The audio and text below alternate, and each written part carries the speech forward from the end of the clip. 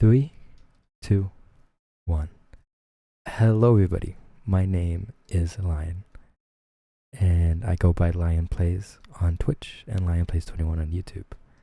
And today I will be walking you through another two of my favorite albums. If you don't remember episode 1, I talked to you about I Felt by Victor Ray and Nina Simone's I Put a Spell on You. You can check those out just after you finish this one. For those of you that don't know me, I am an aspiring jazz musician who plays saxophone and is studying at college currently to get a degree to be able to perform jazz. I love it. I love the music. I believe it's a dying art form, and that's why we need so many more people in it to help revive it. And today, granted, I'm not speaking to you guys about jazz per se, but this first album up is by a saxophone player named Masego. And I don't want to categorize Masego as a saxophone player, but some of you may know him from his hit Tadao, which went super viral on TikTok as the light skin walk dance, if you guys remember that trend. My Twitch chat will tell you every day and night that every time I hear Tadao, I have to go on a 10-minute rant about it because of how much I enjoyed the song before TikTok found it, and then TikTok had to find it and ruin everything about it. Nonetheless, I will be talking to you about Masego's sophomore album, self-titled Masego. And Masego is a multi-instrumentalist who dabbles in guitar and saxophone, and this is an R&B/soul album. He starts this album off with a track called Black Anime, and with a name like that, I really didn't know what to expect.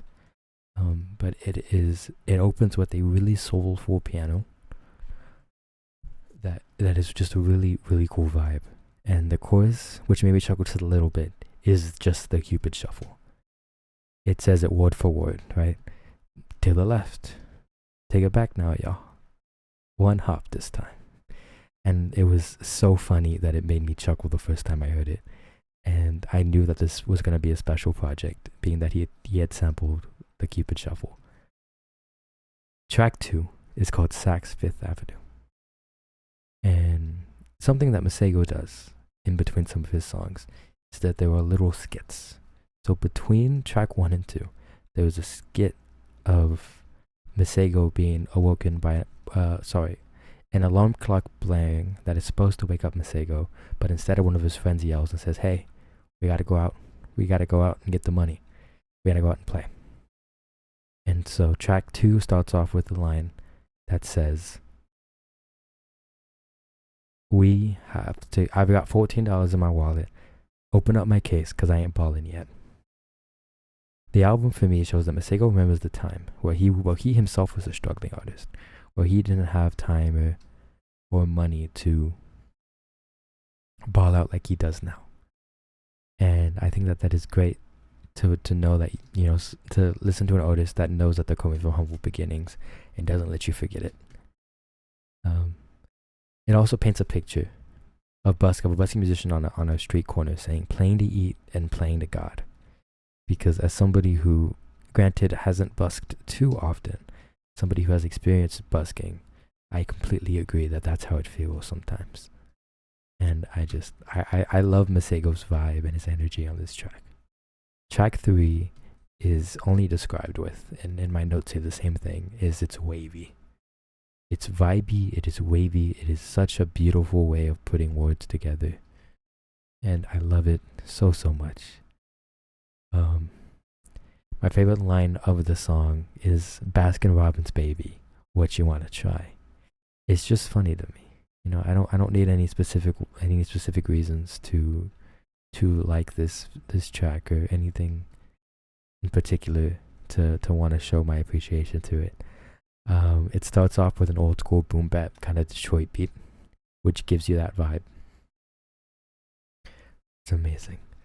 Track 4 is called Afraid of Water. Its chorus sounds, "My baby shallow, she afraid of water." It's about trying to date a girl who isn't ready for the commitment relationship. It's definitely modern, but it's a refreshing take on a trope of music. I can gush about how I love Masego's use of words, and how I believe that he preaches everything that he says, and just how different and how refreshing it is to hear R&B put in a way that is unique. Right? I feel like R&B has been played out recently, and so I sincerely love what this track does. The next track, track 5, is called Down in the Dumps. Masego has a way of making music that makes you move your shoulders when you listen to it. I'm not even a dancer, but I can see what's becoming liquid on a dance floor with how wavy some of these songs are. The song walks us through a relationship that didn't end well. She got me so down in the dumps. And I think that's kind of where this project is. It's not really like a love album. I would say it's almost more of a breakup album, which is, I would think Masego's way of using his art form to vent and to just continue doing what he does. Track 6 is a really short track. I believe it's the shortest on the album, and it starts off with a really soulful piano sample. A nice little ballad to break up the monotony that was most of the other tracks, which I don't want to use monotony as a bad word here. It's just that all the other tracks really high energy and really uniquely themselves in a way, but still not in the same way as the piano ballad breaks up the way of the upbeat R&B was prior. Track 7 is Remembering Sundays. It's another seamless transition between You Play With My Heart and Remembering Sundays. It starts with a soulful chorus that takes a turn into a rap verse, back into a soulful chorus, into an R&B section, back into a soulful chorus. This song is really a showcase of how many bags Masego has his hand in. Life has lemons, lemony snicket. Snickering at books under blankets. That's just one simple line out of this song that I really enjoy and made me snicker when I first heard it. Track 8, Who Cares Anyway? I like the overall message of this song. Masego is saying he doesn't want to be famous anymore. He'd rather make the art that he loves. He says, I feel like everyone back in the day wanted to be great. This is a great take, especially on his sophomore album. Masego just wants to make art that he's passionate about, and it's super inspiring for any up-and-coming artist. I love that somebody who has seen the success that he has still says that, hey, music felt more genuine when people were dying for it. And I think that that's so true, and why so many people say they missed out an old version of the artist. Not because they don't like their new stuff, but just because their new stuff doesn't feel as hungry as their old stuff did. Track 9 is Bye Bye My Love. And I Miss You track, but quite different than the other ones. He wishes you were back in his life. Masego seems to want to reconnect with someone that has moved on. He's also in a better place. Also, I've been waiting for a chance to mention, because on about 3 of these tracks, Masego plays saxophone on, and I absolutely love it. Masego, again, is one of my favorite saxophone players, and specifically on this song, that you can hear the influence of him playing saxophone is on the bridge, where I believe he even hums part of the music, hums the melody that his saxophone is playing, or plays the melody back on his saxophone that he had hummed. Either way, both things work, and I find it super inspiring and very amazing to hear especially on a modern project. Like, why did we ever get rid of saxophone solos on songs? Track number 10, Say What You Want. Upbeat drums, another really danceable song. Really wavy, lots of auto-tune, but really just a vibe that feels good to listen to. Definitely modern, but still in a way that you know it's Masego. And that's basically all I have to say about track 10. Track 11 is Two Sides. Two Sides, parentheses, I'm so Gemini. Which, first of all, I love any time we can make a joke about two-faced Geminis. I think that astrology jokes are funny because I am not one that personally believes in astrology. So anytime somebody says, "Oh, I'm allowed to be two-faced, I'm a Gemini," I laugh. Track 11. So between track 11 and 12, there's a skit where Masego is on a date with a girl, and on this date, Masego spots his ex. And instead of paying attention to the girl that he's with, he almost completely indulges into what he sees about his ex instead of paying attention to the girl that he's with, which rubs the girl the wrong way, and she gets very, very upset. Right, Masego is drinking all of her wine, which I think is a funny visual to paint. Masego drinks all of her wine and really makes her upset about it. And then track 12 starts off with him getting the attention of the restaurant, pointing out his ex, and says he's going to sing to her. And that is what the rest of track 12 gets into. Track 12 is called You Never Visit Me. He's not over his ex. It's not another I Miss You song per se, but it's remorseful in a way, in a way that she had walked out of his life. You know, it's Masego kind of opening up and saying that, like, ever since you moved, you haven't come back to see me. And, you know, the first time I see you in X amount of time is across from somebody else at a restaurant, which I think is a cool take on it. The penultimate track, number 13, is called In Style. And the drums that start on this is crazy. Like, there is no better word to put it as other than crazy. They're you know, also the killer saxophone part that I am biased towards, but I will take as much sax as I can get.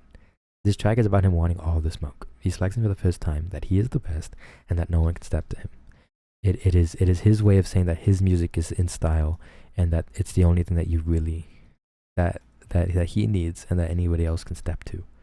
Which, honestly, I love when an artist spits their game, and it's an artist that deserves it spits their game and says, hey, I am the best.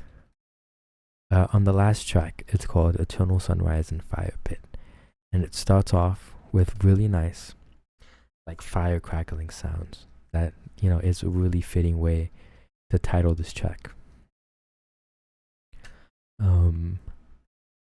And yeah, in the opening 40 seconds, there's a fire crackle that really sounds fitting. The song is Masego's way of showing appreciation that he got as far as he has. He's taken us back to an old school bonfire, and I think that this is the best way to end his project.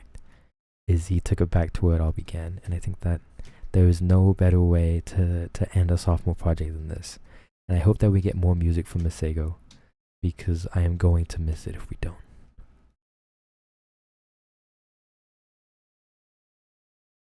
No track on this album is a skip.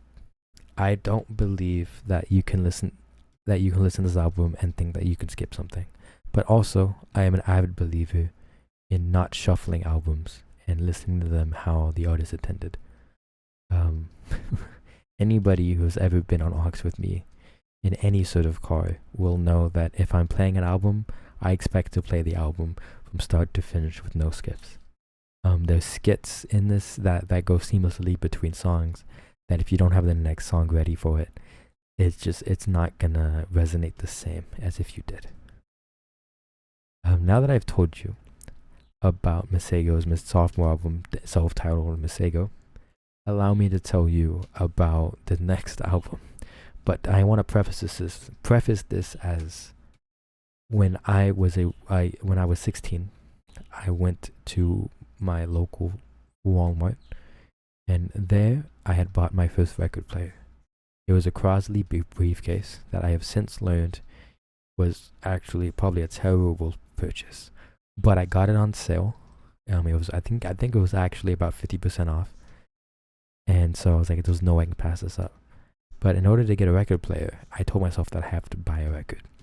So I was looking through the album section at Walmart, which, if you know anything about the albums at Walmart, they're either in really bad condition or there isn't anything good on them. But my first album that I had bought with my record player was an album that I actually had not heard prior. I'd recognized a few of the songs, but I wasn't sure about it. Today, I am taking you all the way back to 1969 and walking you through Aretha's Gold by Aretha Franklin. Now, if you don't know who Aretha Franklin is, you must have been living under a rock. I firmly believe that there is no way any human on earth can get to this stage of their life where they're listening to my podcast and can say they've never once listened to a Aretha Franklin song. She is the queen of soul for a good reason. Her music transcends life. Her music transcends culture. Her music has been played, has had top Billboard success, and it is just amazing. I don't believe that you can listen to any modern R&B song or any modern soul song without hearing some sort of resemblance of Aretha Franklin in it. So allow me to walk you through what was her first greatest hits album, which came out in 1969, Aretha's Gold. Track number 1 was called "I Never Loved a Man the Way That I Loved You," and in 1968 she was going through a really tough time and a really tough divorce with her ex-husband named Ted White. They were in a rough spot in their marriage, so she put her feelings into this song. She's venting about how everyone is telling him to leave the man that she married, but she never loved a man the way that she loved him. And this is one of those projects that I think whoever compiled these songs together really knew what they were doing, because it shows a story of her marriage. Track 2 is called "Do Right Woman, Do Right Man." It's a slower ballad. Aretha is the queen of soul, and this is just another demonstration of the control she has of her voice. Still in the same light as the prior song, this is again another couples therapy session where Miss Queen feels like she's disrespected and wants her man to do right by her. Track 3 is RESPECT, P-E-C-T, respect. Now, when the name Aretha Franklin comes to your mind and you hear it, comes to your ears, and you have to resonate what you just heard, I venture to believe that everybody and their mama thinks of Respect, RESPECT, by Aretha Franklin. This is most definitely her most well-known song, the song that she is at minimum most well-known for. It's amazing by no exaggeration of the word. This is what true soul music is. If you have lived your life without having heard this song, take this as a sign. This is a must listen.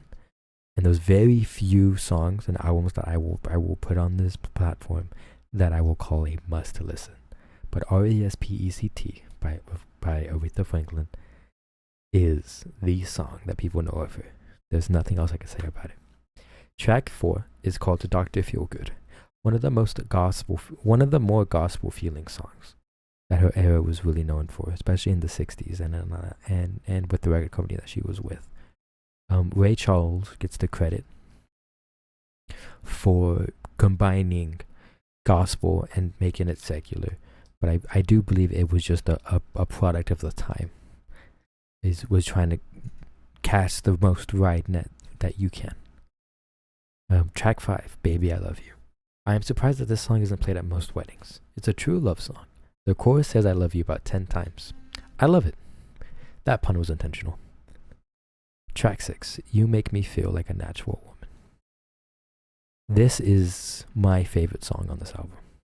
I know I said that if you don't know RESPECT, that you need to go listen to it, but this song right here is the only song that has ever made me feel that I wanted to be born as a natural woman, just so I could experience the song from a woman's perspective.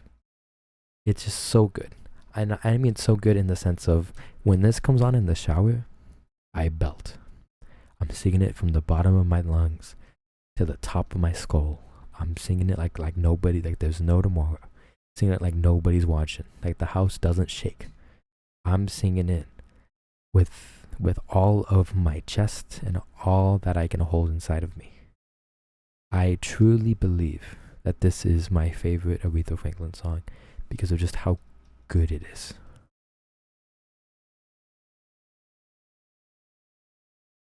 Track number 7, "Chain of Fools." Chain, chain, chain. That's how it starts. More marriage issues for sure, but not as somber as the prior songs. It's upbeat soul music. She feels like she was strung along by her ex-husband. She says in the song that she feels like she was just another chain in the link for him. That there was nothing special about her to him. Track 8. Sweet, Sweet Baby Since You've Been Gone. Piano solo. We have got to love a good piano solo. Another real upbeat soul song that shows off Aretha's range of emotion in her voice. Again, vastly different than her prior love songs. This one is her asking, why'd you do it? And then almost begging for them to take him back. Track 9. Ain't No Way. It's another classic ballad with saxophone opening. Like, why did people get rid of saxophones in music? I don't understand. I will never understand. The saxophone is amazing. Shout out to Kenny G for making it popular. But whoever took it out of music, I just want to have a small conversation, I promise. Right around the 1 minute mark, there's a lady in the background who is hitting notes that I could only dream of. Aretha is asking how she can give her all to a man that isn't letting her in. There just ain't no way, baby. End quote. Track 10, Think. This is the Mariah Carey song of the album for sure. Super upbeat, super soulful, and the chorus has Aretha sinking into the ozone layer with how high these notes get.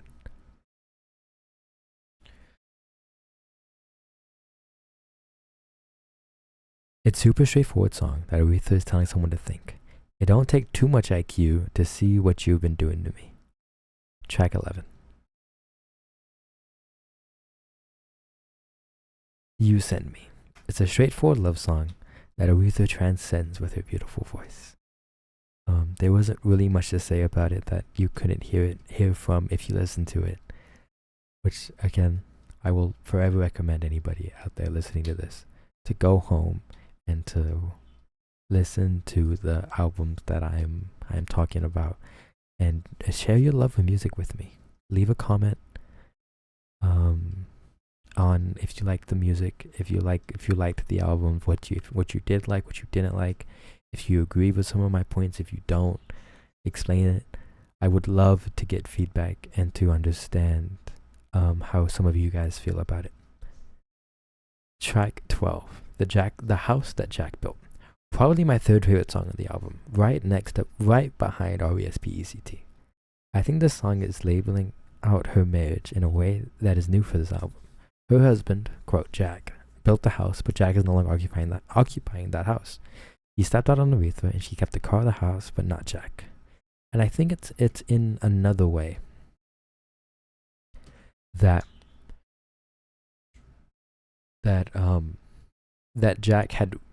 Jack is a metaphor in their relationship, in saying that the house that Jack built was actually their relationship, and that she's just sad that she got to keep all of the love and affection that she was supposed to keep to Jack, but he ended up rejecting it and just saying, no, I think it's time for us to part ways. Track 13 is called I Say a Little Prayer. The moment I wake up before I put my makeup, there's very few women that I know that will wake up first thing in the morning before they do anything, before they put on their makeup and do anything at all. But Aretha is saying that even before she does her makeup, she says a little prayer for her man. After this part, she then goes more into detail, saying that when she's in public, she prays for her man. When she's thinking about him, she prays for her man. And I think that it is a very cute way of just saying, you're on my mind all the time. This is another potential wedding song that I'm surprised doesn't get played more at weddings. Because I think this album specifically, even though it is a greatest hits, should be played a lot more at weddings. Track 14, Seesaw. Ups and downs just like a seesaw. Sometimes you love me, sometimes you hurt me so bad. This is the hypocrisy song. Her man says one thing one time and a whole nother thing the next. And that concludes Aretha's Gold, which happened to be my first record that I ever owned on vinyl, but also one of my favorite Aretha Franklin songs, especially Aretha Franklin albums, especially to just get them into her music. This was her 10th studio album, but age and time ain't nothing but a number. Aretha's voice ages like fine wine, and later on I will walk you through some of her more modern, and I say modern, more modern meaning it came out in the early thousands. But I will walk you through some of her more up-to-date albums on the next few episodes. And that is Aretha's Gold, as well as Masego's self-titled Masego, which is his sophomore album, which I found so very lovely and so very endearing. Masego is one of the few artists that I look up to because he makes music that I want to make.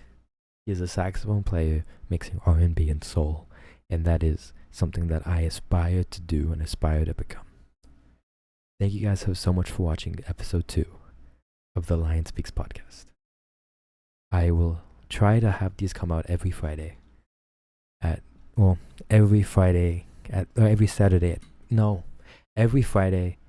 9 p.m. Pacific, 4 a.m.